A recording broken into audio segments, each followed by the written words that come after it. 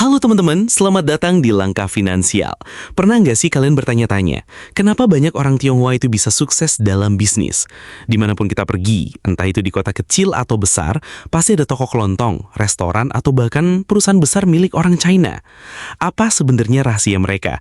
Dan bagaimana kita bisa belajar dari itu semua? Nah, di video kali ini saya mau berbagi kisah dan rahasia kaya orang China. Bukan teori kosong, tapi lewat cerita nyata yang bisa membuka pikiran kalian. Jadi pastikan tonton sampai habis ya, karena di akhir nanti saya akan kasih kesimpulan yang bisa langsung kalian terapkan. Bayangkan sebuah gang kecil di tengah kota, lampion merah bergelantungan, aroma masakan menyeruak. Di sanalah saya pertama kali mengenal sosok seorang pedagang tua.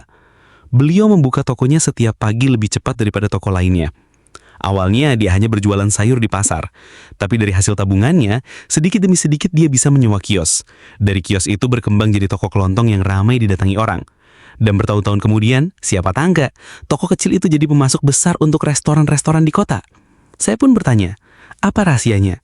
Dengan senyum beliau bilang, jangan pernah remehkan uang kecil. Kalau kamu bisa menjaga Rp1.000, kamu pasti bisa menjaga 1.000.000. Kalau kamu bisa menjaga 1.000.000, kamu pasti bisa menjaga miliaran. Dari situ saya sadar, mindset orang Tionghoa itu luar biasa. Mereka percaya uang itu bukan untuk dihambur-hamburkan, tapi diputar supaya berkembang. Teman-teman, mungkin kalian pernah dengar pepatah, hemat pangkal kaya. Nah, buat orang Tionghoa, hemat itu bukan sekadar pepatah, tapi gaya hidup. Sejak kecil, anak-anak mereka sudah diajarkan untuk menabung. Bukan untuk beli barang mewah, tapi untuk masa depan. Mereka rela menunda kesenangan demi bisa punya modal usaha suatu hari nanti. Dan inilah bedanya dengan banyak dari kita. Kadang kita lebih suka menunjukkan gaya hidup mewah, padahal tabungan kosong. Orang Cina justru sebaliknya. Penampilan sederhana, tapi di balik itu ada aset, ada emas, ada usaha yang mereka jalankan. Kita bisa belajar satu hal penting. Uang itu harus bekerja untuk kita. Bukan kita yang bekerja selamanya untuk uang. Kalau kalian perhatikan, bisnis orang Tionghoa itu seringnya dikelola keluarga. Ada restoran keluarga, toko keluarga, sampai perusahaan besar yang awalnya cuma usaha kecil di rumah. Saya pernah melihat langsung bagaimana sebuah keluarga bekerja sama di toko. Anak remaja ikut menjaga kasir, ibu menyiapkan barang, ayah mengurus pemasok, semua punya peran, semua belajar. Dari situ saya belajar bahwa rahasia kaya mereka bukan cuma soal uang, tapi soal kepercayaan dan kebersamaan. Dengan keluarga yang solid, mereka bisa menekan biaya, saling bantu modal, dan yang lebih penting, mereka membangun usaha yang bisa diwariskan lintas generasi. Ada satu cerita inspiratif. Seorang perantau Tionghoa datang ke Indonesia puluhan tahun lalu. Dengan modal hampir nol, dia hanya bisa berdagang keliling. Setiap hari jalan kaki menawarkan barang dagangannya. Dia hemat luar biasa, menabung setiap rupiah. Sampai akhirnya, dari uang tabungan itu dia bisa sewa kios kecil. Usahanya berkembang, jadi grosir. Lalu dengan strategi cerdas, dia menjadi salah satu pengusaha sukses di bidang distribusi barang. Pelajaran dari cerita ini jelas. Konsistensi kecil, kalau dilakukan terus-menerus, bisa jadi kekayaan besar. Sekarang mari kita bongkar kebiasaan mereka yang bisa kita tiru. 1. Mereka selalu hidup di bawah kemampuan. Penampilan sederhana, tidak pamer. Kalau kita perhatikan, banyak orang Tionghoa yang sudah kaya raya, tapi tetap tampil sederhana. Mereka tidak sibuk memamerkan barang mewah atau gaya hidup glamour. Bagi mereka, kesederhanaan justru adalah kekuatan. Karena dengan hidup di bawah kemampuan, mereka bisa menyisihkan lebih banyak uang untuk investasi dan dana darurat. 2.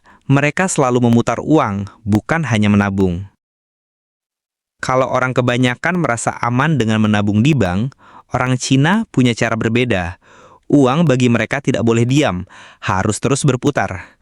Entah dipakai untuk modal usaha, beli barang dagangan, atau diinvestasikan ke properti. Mereka sadar, uang yang berhenti akan habis dimakan inflasi, tapi uang yang berputar bisa melahirkan uang baru. Inilah prinsip finansial yang sudah mereka pegang sejak lama. 3. Mereka lebih percaya bisnis daripada gaji bulanan. Bagi orang Tionghoa, gaji tetap bukanlah tujuan akhir. Gaji hanya dianggap batu loncatan untuk mengumpulkan modal. Mereka percaya, selama bekerja untuk orang lain, hidup kita akan selalu bergantung pada angka di selip gaji. Karena itu, mereka lebih memilih bisnis meskipun kecil-kecilan. Dari warung kelontong, toko makanan, hingga usaha dagang, semua dimulai dari kecil. Perlahan tapi pasti, bisnis itu berkembang jadi sumber penghasilan yang tidak terbatas. 4. Mereka ajarkan anak-anak tentang uang sejak dini. Didikan finansial sudah menjadi tradisi keluarga Tionghoa. Sejak kecil, anak-anak sudah dikenalkan dengan konsep uang, dagang, dan kerja keras. Misalnya, anak diminta membantu di toko atau belajar menghitung uang kembalian.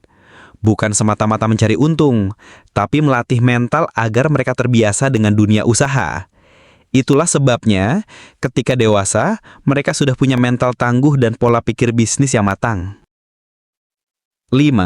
Mereka punya jaringan kuat berdasarkan kepercayaan. Orang Tionghoa paham betul bahwa kesuksesan tidak bisa diraih sendirian. Karena itu, mereka selalu membangun jaringan yang kuat, entah dengan keluarga, teman, atau komunitas sesama pedagang. Yang menarik, hubungan ini dibangun di atas dasar kepercayaan, saling bantu modal, saling rekomendasi pelanggan, hingga saling menopang ketika ada masalah. Dengan jaringan ini, bisnis mereka bukan hanya bertahan, tapi juga bisa berkembang lintas generasi. Bayangkan kalau kita juga bisa membiasakan hal-hal ini, tentu kondisi keuangan kita bisa jauh lebih sehat. Buat saya, kekayaan orang Cina itu seperti kapal besar di lautan.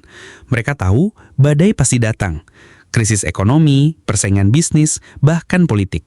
Tapi mereka selalu siap karena kapal mereka dibangun dengan disiplin, tabungan, kerjasama keluarga, dan filosofi hidup hemat. Jadi ketika badai datang, kapal mereka tidak tenggelam, justru makin kokoh. Teman-teman, dari semua cerita tadi, saya ingin kalian ingat satu hal. Rahasia kaya orang China bukanlah sulap, bukan warisan besar. Tapi soal mindset, disiplin, dan kebiasaan sederhana yang dilakukan terus-menerus. Kalau mereka bisa, kita juga bisa. Mulailah dari langkah kecil hari ini. Ingat, perjalanan 1000 mil dimulai dari satu langkah. Saya dari Langkah Finansial, terima kasih sudah mendengarkan cerita ini. Jangan lupa tekan tombol subscribe, nyalakan lonceng notifikasi, dan bagikan video ini supaya makin banyak orang yang tercerahkan. Sampai jumpa di cerita berikutnya.